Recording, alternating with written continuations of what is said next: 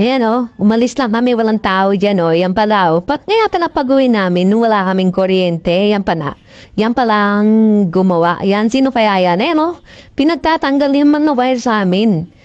Manalanso siguro yan, hangalakal. Ayan kinuha yung wire tinanggal. Wala kaming kuryente ngayon. Tignan mo. Yan siya pala yung kumukuha ng mga tanso, mga wire namin dyan. Ayan wala kami, umalis kami kasi. Ayan wala ring taong dumadaan. Ang daming pa naman nakatira dyan. Yan, isa pa yung ginagawa niya. Ayan, tingnan nyo, panoorin nyo. Di pa natatapos dyan ang ginawa niya.